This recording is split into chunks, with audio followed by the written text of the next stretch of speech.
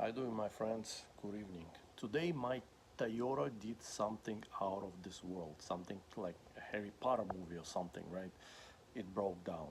Well, not really broke down, but when I was making a U-turn, it started honking uncontrollably, scaring all the people around me on the intersection.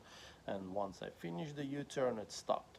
But with that, the airbag light came on the dashboard, and I start pressing, trying to honk and figure it out. So the honk stopped working. All the controls on the steering wheel just shut down.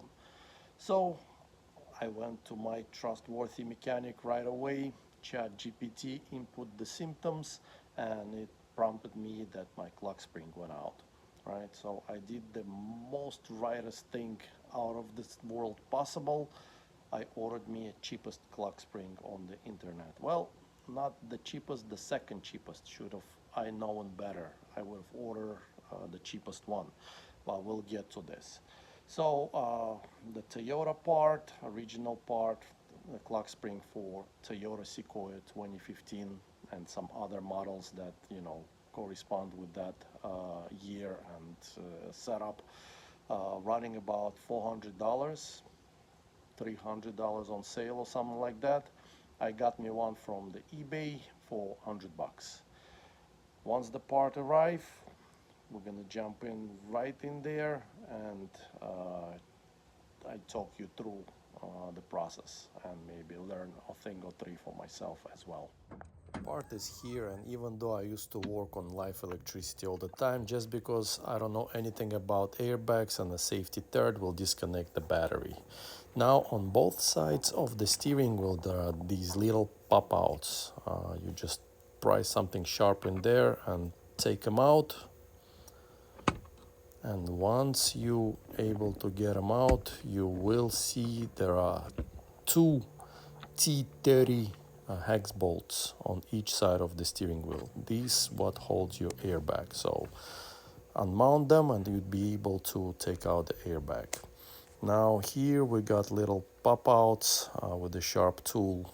Unlock them and you'd be able to disconnect the airbag as well as the horn wire on the bottom. Next, we're just gonna unplug two plugs on top of that steering wheel. Then with your gun, just unbolt the steering wheel. Make sure you mark the position. Oh yeah, and the steering wheel has to be as straight as possible. Then some knock-knock jokes on each side of the steering wheel. Who is there? That's your steering wheel coming off. All right, and then with Phillips screwdriver unbolt the cover, two screws. I don't have to tell you it's counterclockwise, you know it yourself. Lower it down and start unplugging two plugs. There are three in total, two of them on the bottom, and the third one I forgot.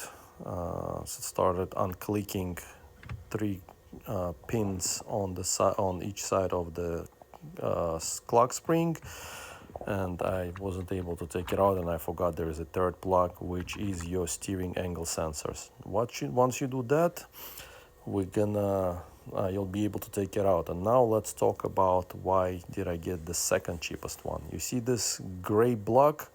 This is your steering angle sensor. The one that I ordered comes in two pieces. This is a clock spring itself, and this is your steering angle sensor, which mine is fine, and the cheaper version of this would come with just a clock spring.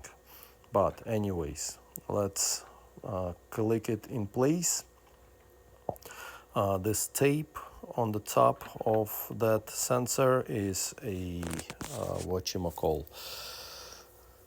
Oh my god, the word escapes me.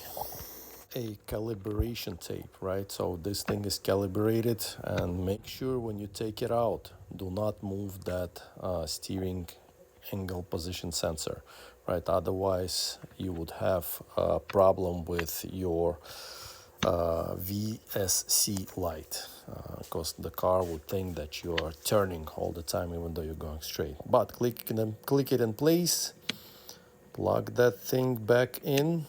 All right, make sure you hear clicks. Plug in your connectors, 3, don't forget, and then you pull the calibration pin on a clock spring. Gently install your steering wheel back in place. Make sure you don't move that clock spring side to side, otherwise you will have again traction control light or VSC light. Right, plug your airbags, plug your horn, reattach the airbag and tighten it up. Now we started, all the lights came off, dashboard pieces are working through the steering wheel, cruise control and everything else. So I call it a good day. Now you can turn the steering wheel on the side and tighten up the covers. Thank you for watching. I hope it helps. Take care.